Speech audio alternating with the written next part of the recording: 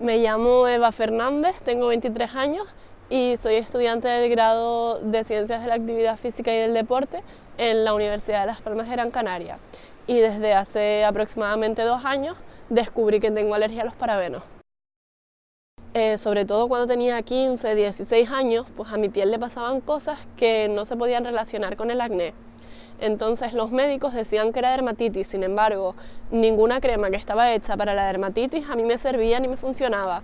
La piel se escamaba, se me enrojecía, se me quemaba y mil cosas más.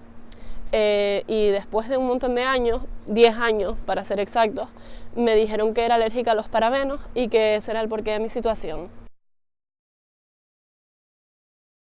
Los médicos me dijeron que aparte del tratamiento que estaba llevando, las cremas, las pastillas y así, pues que era necesario que me vacunase cada 20 días antes de la próxima consulta. Al final es simplemente un pinchazo y ya está. Sí es cierto que te duele un poco, que se te inflama la zona en la que te pinchas, pero es eso. También he de confesarte que entré en un bucle de crisis en el que no sabía a nivel personal cómo me encontraba yo, ¿sabes? Es que me sentía incluso estúpida, ya que es eso, es que ignoraba que fuera para tanto y que me fuera a afectar tanto de ese modo.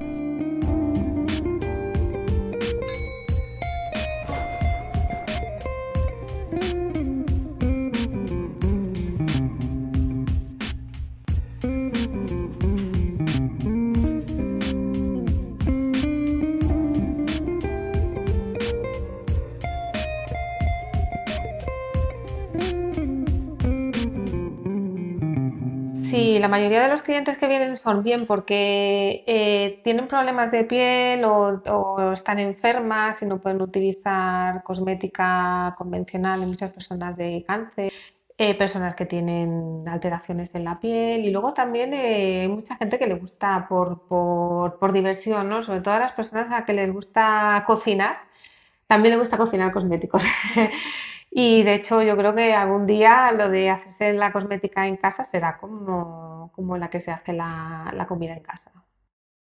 Yo creo que es muy importante que la gente pueda aprender a hacer una cosmética natural sin depender de recetas que estén colgadas por internet. Nosotros siempre damos lo que son las fórmulas desde cero para que luego las personas que vengan puedan hacer infinitas combinaciones, ¿no? Desarrollar lo que es la creatividad, divertirse haciéndolo y no tener ningún límite. Aquí abajo tenemos los tensioactivos, los emulsionantes. Que el consumidor está utilizando pues, la nueva tecnología sobre todo para estar más informado, lo cual si estás más informado te pueden influir menos, en teoría. Si bien es verdad que, bueno, que la publicidad lo que genera es influencia mucho más emotiva, sensorial, se van a las emociones. Hoy no se habla de producto, no, para nada, vamos, uno ve los anuncios y realmente se habla de emociones, de sensualidad, de muchos temas, de sentirse mejor, es un tema mucho más de hedonismo personal, de autoestima, pero no del producto en sí. Hoy es un mundo de marcas, es un mundo de emociones y por eso que muchas veces cuando en cosmética las cremas, yo creo que el personal, el consumidor medio no sabe realmente, no entiende de ingredientes, no entendemos de químicos, igual que no entendemos de electrónica o de lo que es un RAM o que es un microhertz.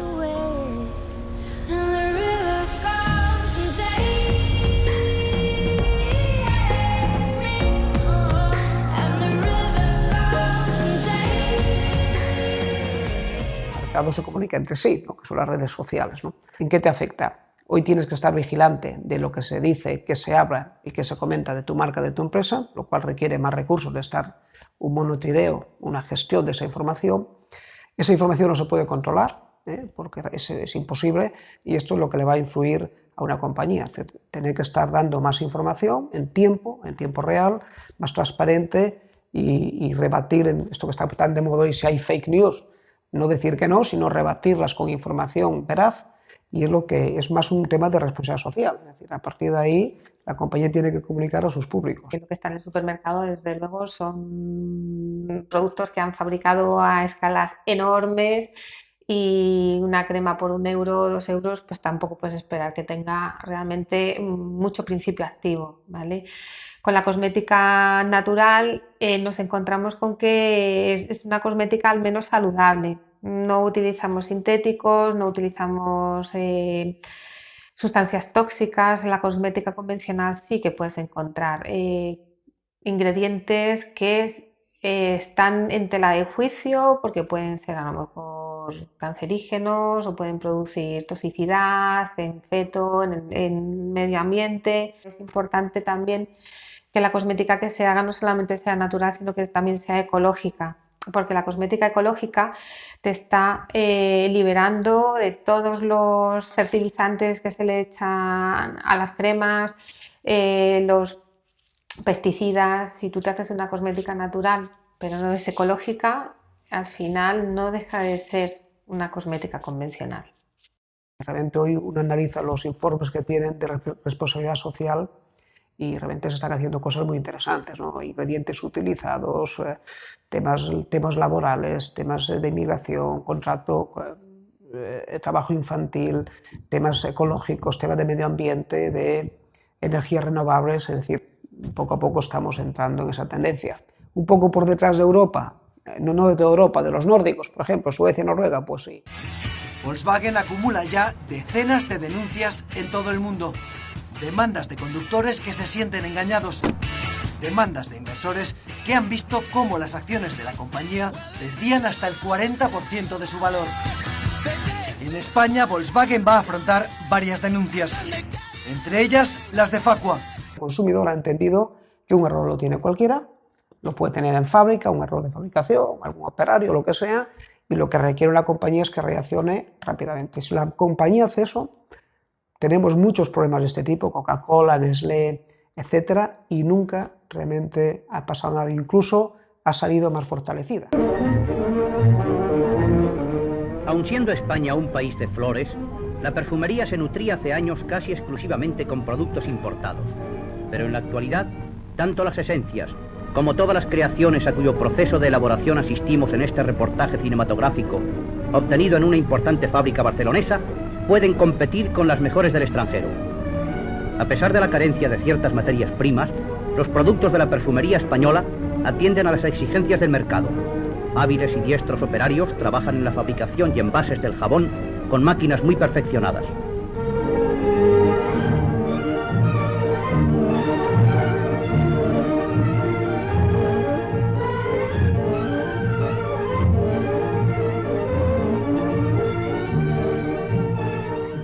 Los microplásticos son pequeñas partículas de plástico, ¿vale? Y podemos hablar de dos tipos, para empezar.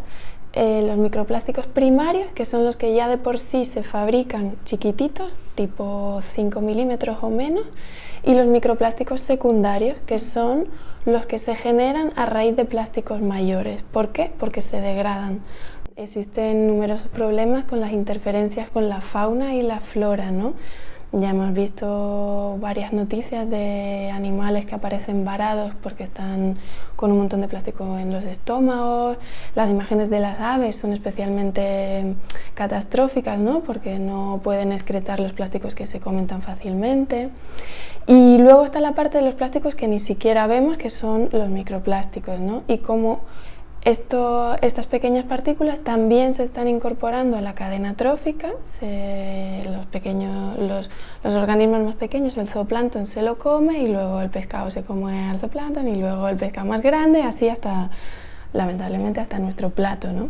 Los cambios han estado siempre ligados a, yo te diría, a tres grandes problemas que existen en la actualidad, que es, por un lado, es la destrucción de los hábitats costeros, es decir, pues la construcción de la habitabilidad del ser humano, ¿no? Hemos construido mucho en las zonas cercanas a la costa. De hecho, también hemos construido pues muchas infraestructuras como son los muelles, como son los diques, a veces hemos transformado las playas. Es decir, que todo ese tipo de cambios en los ambientes pues ha influido en que haya una pérdida de biodiversidad marina, ¿no? Eso por un lado. Pero después estaría también dos temas muy importantes, como es la contaminación marina, es decir, nosotros continuamente, el ser humano está vertiendo gran cantidad de productos al mar, que muchas veces no son depurados y no son tratados, y eso está causando también problemas en los ecosistemas costeros.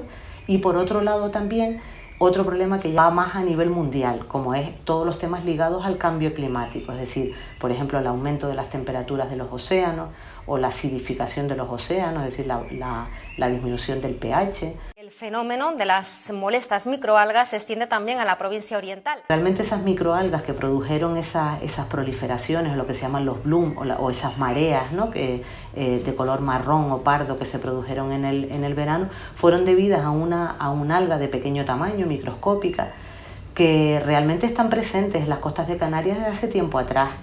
Lo que pasa es que se dieron una serie de condiciones ambientales que lo que ocasionaron fue que estas microalgas se reprodujeran en gran cantidad y formaran esas mareas. Está claro que la UNESCO ha descatalogado esta cianobacteria como tóxica. En su metabolismo produce pues amoníaco, que es el problema que produce a nivel térmico. Es lo que llamamos la antropización de todos los ecosistemas marinos, es decir, el hombre tiene ahí un papel fundamental. La amenaza un poco escondida de los microplásticos tiene que ver con los contaminantes químicos que se pueden absorber sobre esas partículas. Es verdad que estos microplásticos absorben los contaminantes y luego se van bioacumulando en los organismos, ¿no? Todavía es una materia que se está estudiando mucho para ver cómo afecta después al organismo, si pasa a sangre, a tejido. Se habla de algunos efectos como disruptores endocrinos, todavía se está investigando, pero ya hay estudios que afirman que son vectores, digamos, de la contaminación. Hay una fuente muy importante que no tenemos que menospreciar y son las micropartículas o las microperlas llamadas que encontramos en productos de cosmética. Pues bueno, dicen que es un buen exfoliante o que te blanquea los dientes, al final por su carácter abrasivo, ¿no? Pero vamos, que es un uso totalmente reemplazable cuando tú ves que está produciendo un daño en el ecosistema donde lo estás virtiendo. El consumidor en estos sectores es una compra totalmente emocional, una compra de marca, una compra de imagen personal, de estilo de vida. Y yo dudo mucho que mucha gente entienda si es de calidad o no, porque no entendemos los ingredientes, lo cual la compra viene por la reputación de la marca, la calidad que me da la marca, y después la calidad es una experiencia post-compra. Y ahí sí que realmente hay consumidores o consumidoras que realmente esa experiencia post-compra pueden ver si el producto les sienta mejor o peor, ¿no? Si le irrita la piel. Ahí sí que ya es un concepto más de calidad. Con los datos de demanda de plástico europea, que son al año unas 50 millones de toneladas, el 40% de esa demanda de plástico va destinada a hacer envases y muchos son de un solo uso, o sea, es antinatura totalmente. Se habla de la economía circular, ¿no? Quizás en el colegio nos enseñaron las 3 R's, pero ahora ya tenemos que añadir rechazar a la hora de rechazar la bolsa o reemplazar a la hora de reemplazar materiales. Hay cosas que se fabrican con plástico que no se puede reciclar por la composición, no se puede volver a usar. Eso, ¿no? Debería repensarse a la hora de rediseñar las cosas para que fomentar una economía circular que nos aleje de este desperdicio, ¿no? De recursos.